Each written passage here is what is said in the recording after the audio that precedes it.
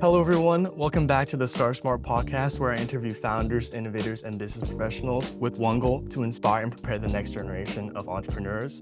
I'm Rex Zhang, and today I'm joined with Oban Rapsey. He's the team founder of Clipy, an agency that helps brands grow through authentic, organic attention. So, Oban, it's great to have you on the pod today. Likewise, man. I'm happy to be on here. Yeah, absolutely. So, for the viewers that don't know you, could you please give just a brief introduction of yourself as well as what you do over at your company, Clipy? Yeah, so I'm the founder of Clipy. We're a clipping agency, clipping startup, really, whatever you want to call us. We make anything viral by these short little clips that everyone sees on their feed, right? So from streamers to YC startups to politicians, we've kind of done it all. And, we aim to keep growing and working with bigger brands. So, that's kind of brief intro on us. Yeah, absolutely. Where did you get the idea for Clippy? Yeah, so I've been building businesses since I was like 12, 13. And the place where I really excelled and enjoyed the most when building businesses is through social media. And I realized that was kind of my passion. And when I was like hustling and kind of trying a bunch of different things, I also tried being a clipper. And I got like a couple million views. I had a video go really viral. I didn't get paid $1. And so I kind of understand, creating content is really hard and going viral. Like I was posting videos of myself for a finance internship. And then also being a clipper is really hard to get paid. So I kind of created Clippy, modeled it off WAP, who's a larger company. It's kind of like a sidearm of what they're doing. And yeah, I mean, we launched and grew pretty fast and, just kind of compounding and, striking the iron when it's hot and keep going. Yeah, absolutely. Yeah, I think what a lot of people, when they try to start companies from the idea to the execution, they kind of struggle with taking that idea and turning it into an actual project. What are some ways that you went about the struggles that went a part of it? Did you have any mentors that helped you on the way, or like how did you navigate that process? In terms of finding the idea. Well, I think going from idea to like the Oh, yeah, execution yeah. is one of the like hardest parts for a lot of founders out there. So I think for me was I tried a bunch of different things previously where I took almost these little micro lessons from, just starting something that took months previously and failing right away, right? I've learned these little micro lessons like, maybe you keep this under wraps and you do X over Y, right? So, for that circumstance, I can't really think of specifics, but my experience doing other things played into how I was able to execute and actually get Clippy off the ground. So, I mean, the one thing I think was crucial for us was providing one really solid case study and reusing it again and again, which is like the proof of concept. Cool, yeah. Do you like work alone or do you have a team now? And like how did you kind of scale from like yourself to a team if you do have one now? Yeah, yeah. So I wouldn't say we don't really have a team, to be honest. I have a couple people kind of, or I'd say the person I work with closely is my Discord moderator. He's great. He does everything from verifying videos and, helping out in the community where we have all our clippers. So, we have someone there. We have someone work on the kind of finance/legal side because obviously I'm under 18. So, I'd say we're pretty tight-knit community, but growing really fast. And who knows, in the next little while, we might bring on some talented people. Okay, cool. Yeah. What are some ways that you're trying to scale in the future? I think you mentioned the Discord. Is that like your main form of where you're like targeting your audience right now or Yeah, yeah. So I think right now, Clippy Agency is what I call it, right? So the original idea was obviously I wanted to build this two-sided marketplace like WAP and kind of take it out and build it into a web app until I realized at the end of the day, this isn't very innovative and I can't make this into a billion-dollar company. It's just an agency.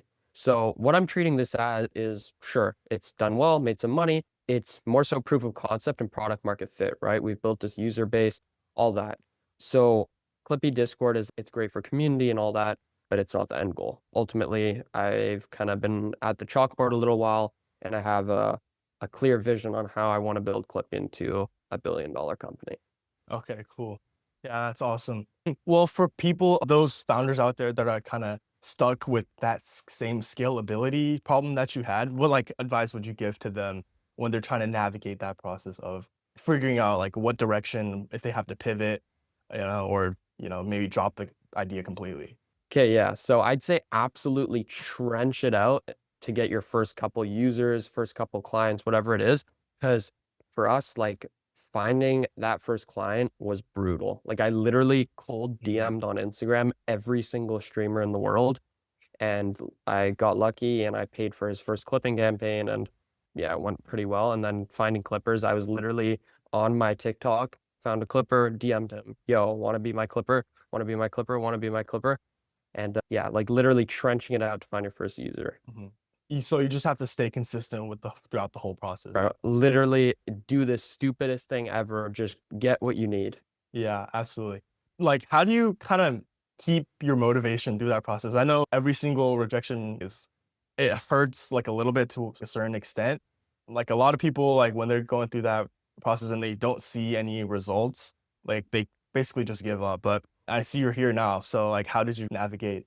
It's funny because like I was exactly like that in terms of I was just stopping when I wouldn't see any results. And literally for the last 4 years before this, I was failing. I didn't see any results and it was really hard.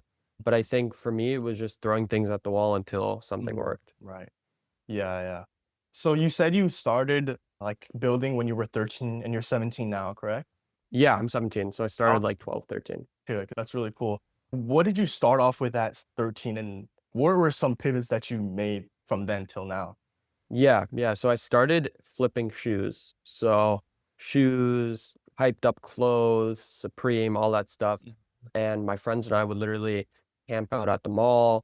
We'd hire our friends, other kids at our school to literally just wait in line, grab the shoes, and we pay them. And we kind of, I'd say, built a little empire. Like me, three of my friends at 13, we were like running around my city, selling shoes on Marketplace, selling shoes to other resellers. And I think that taught me a lot about negotiation because I was literally like 13 standing in front of a 40-year-old man trying to sell him like $600 shoes. So I learned a lot about like staying calm. And I think that was pretty huge for me and into business. And ultimately the market kind of went away.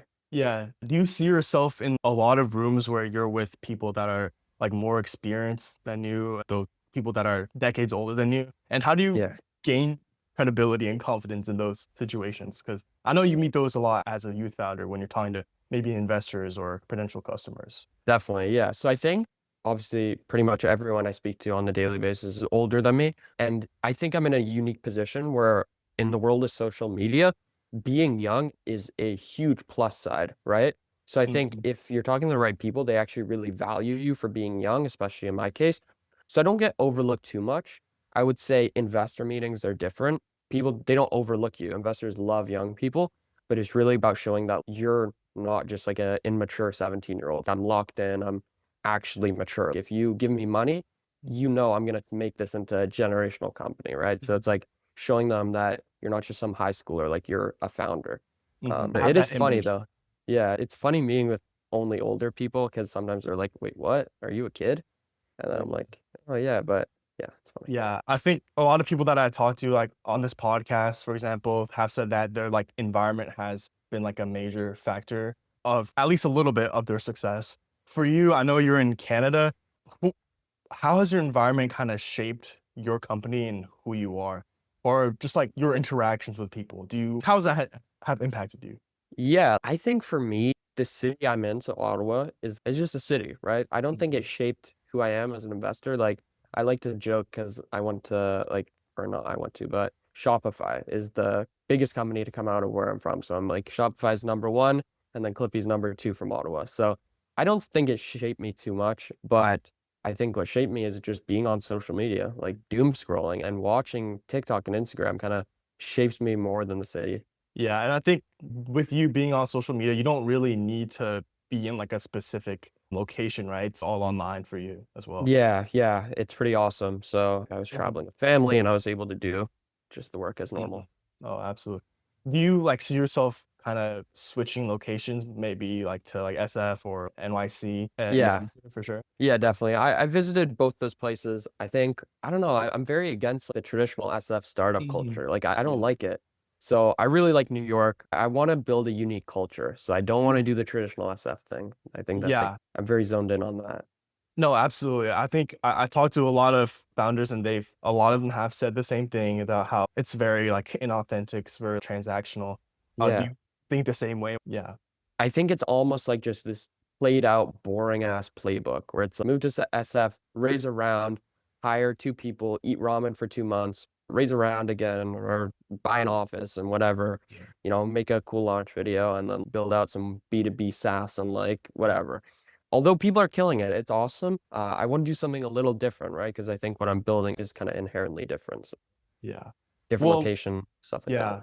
What would you like do differently than with your if you were gonna start that today? Yeah. So I mean, I think differently is A, starting location, but B, this very unique company culture, right? So I had this ridiculous idea because I love soccer, right? I Right. wanted to build out the Clippy foundational team based on a soccer team, right? So if you look at a soccer team, you have the attackers, you have the midfielders who kind of pull things together, and then the attackers could be like the sales guys who are killing it and crushing deals, right? Then you have the goalkeeper who's, I don't know, the legal guy behind it, who's keeping everything intact. And then you have the manager who could be me, who's making sure the team's flowing well. And these are just one of the silly ideas I had where it's based it on that. And then you have like experienced players and young players. So that was like one of my cool ideas. But also like mandatory doom scrolling hours is something I want to implement where it's like people have to doom scroll. Like it'll be like an alarm in the office, 1 hour doom scrolling session. So people Yeah. stay on top of trends. Yeah, I want to do cool shit. And I feel like SF is, I don't Mhm. know, kind of lame. I think these ideas that you have, they're very interesting. Do you usually find these ideas when you're out, like, being alone in solitude? Or what do you do to pick your own brain? Yeah, so for me, I find the best ideas I have are in the shower. So Okay. either that or in the gym, I literally just unplug and kind of dedicate my mind towards one thing, right? I try and not have my mind in 10 different places at once. I'm just like, huh, I need to think of a LinkedIn post today. And I either go for a walk, I go to the gym, I go to the shower, whatever, and I just sit and think, what could this be? What could this be? What could that be? And generally I get pretty creative. So Absolutely. definitely alone. You don't want to be with 10 different people trying to brainstorm. I feel like that's useless. Yeah. A lot of teens or like teen founders that I have talked to have said that they've kind of had to shift away from their friends because they're like people that don't have maybe not the same drive or motivation that they do. Have you felt that you had to do the same thing yourself? Or are you just a person that like kind of likes spending more time in solitude or more time alone and Yeah. thinking about your business, yourself, your personal growth? So I think generally spend a lot of time alone just because I'm working on the business usually. So, but I do think my friends understand that and they see that I am quite ambitious. And, I'm not the type of person to knock someone else's Mhm. goals because maybe they don't want to build a huge business and they want to go work in investment banking or something like that. And that's totally fine. Right. So, but I think having a social life is incredibly important and a level of balance in your life. Right. Like I personally cannot work like whatever people do, like 16 hours 7 times a week, right? Like I can work and get a lot of deep work done, but not to like the point where I'm burning my body out. So having that balance is really important. And do I think I left that kind of traditional high school life where I have friends and I hang out? Yes, but I've been living like that since grade 7 or grade 8, right? Where I go home, I work, and then I go to school the next day. So generally I have social time, and I'd say most Fridays I hang out with friends and people that I love and hang out with them. Yeah. I think a lot of people, they kind of get so engrossed in the work life that they forget about the other half, which is their life. And I've seen like some LinkedIn posts talking about how, oh, like I've got some disease because I've been working so much. I just don't get that. Like you should be able to have that balance, right? In Yeah. all parts of your life, I think that's a wealth that you can't get by just working on your business for sure. I literally 100% agree. This past week, I just got sick, right? And I hated it. I dislike so much getting sick. And like, I'm sitting in bed feeling awful, realizing, man, if I maybe didn't stress out so much this week and push myself to the absolute limit, because, sometimes as a founder, it's natural you're going to do that. But yeah, no, I totally agree that like it's balance or burnout, right? So, Absolutely. Yeah, I just have a few more questions for you. for sure. So, what would you say to teens specifically out there who want to start building, but they're kind of not unsure of how to make that leap from like a traditional high school life and then to like a college, traditional college, and then their work job, and they actually want to build something? What should they start with? What do you think? Yeah, yeah. So number one, I wouldn't go off the gate hunting for ideas. I feel like the best ideas come naturally to you. So if you are naturally passionate about, I don't know, being an electrician, that's a huge market, right? So maybe do a little research first on the market of something that you're very interested in, because the best founders do things in areas they're passionate about. So go to where you're passionate about, the sport you play, maybe the show you watch, who you're following on social media, and then start looking at problems, right? Everyone says it, but it's true.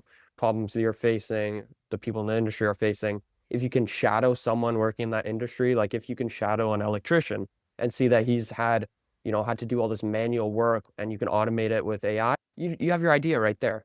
So stuff like that is really important for finding an idea.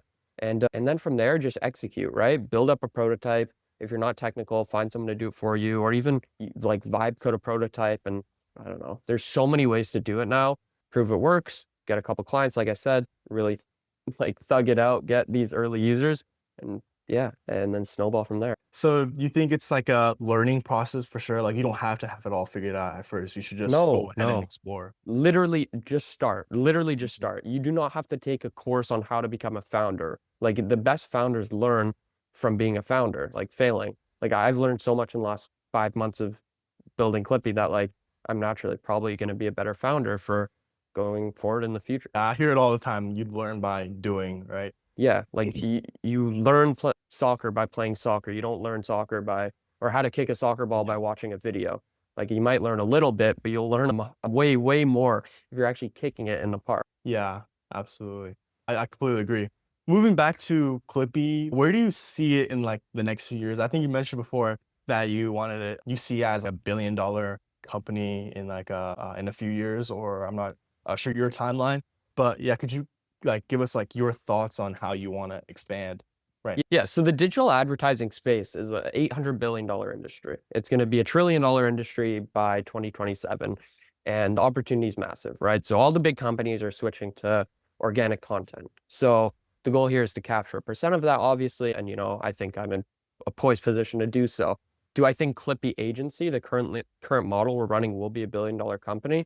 Absolutely not, right? We simply cannot handle $1 billion worth of volume in the current model we're running.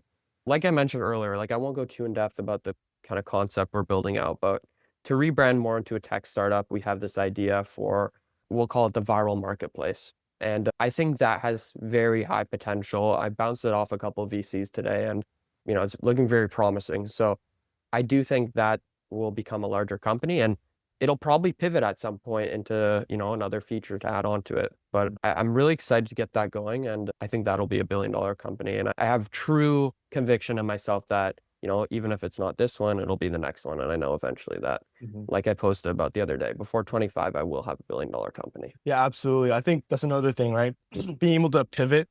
Like I think a lot of founders, they want to persevere through like challenges, but what they end up being is that they end up being just straight out stubborn, and then they're not able to pivot because they're so engrossed with their idea and so in love with it that they think there's just no other way. But I think I love the way that you think that where it's okay to pivot. It's like a learning process for sure. Yeah. And like, I think I read a book by Ray Dalio. I said this in the last thing I did, but it taught me to look at life from the third, I don't know exactly what you said, but from the objective eye is what it is. So I look at myself and almost the more of the decisions I take on the daily, like very objectively. I'm like, as not the founder of Clippy, is this a good deal? How would this look from this person's eye? And not that I really care too much about what the other people think and whatnot, but looking at decisions objectively is really important to me because as the founder of the company, I'm naturally Like might be a little biased. Yeah. So that's Right. important. Yeah. What's one last piece of advice that you would give to viewers out there? They could be in all stages of life. Maybe they're trying to start like a new project, a new company, something like that. Yeah, just one piece of advice. Stop listening to your business teachers. Stop listening to the gurus online. Literally, like I said 2 minutes ago, I gave you guys the playbook. Just start some shit. Start whatever it is. Get right into it and start it. And you'll probably fail right away, but you'll learn a little bit. And then the next thing you'll learn a little bit. And the next thing might be something huge. So literally just get it off the ground. And if it's like selling bracelets, you're still learning. So just go out and do something because at the end of the day, that's the best thing you can do, and ultimately you'll find the success. Yeah, that's amazing advice. Yeah, that's all the questions that I had for you today, Oban. Thank you so much for coming on. Yeah, It was a pleasure. thank you guys so much for watching the episode. Really hope you enjoyed it. If you liked the episode, please consider subscribing or following. And as always, we're having conversations that build the next generation. Peace out.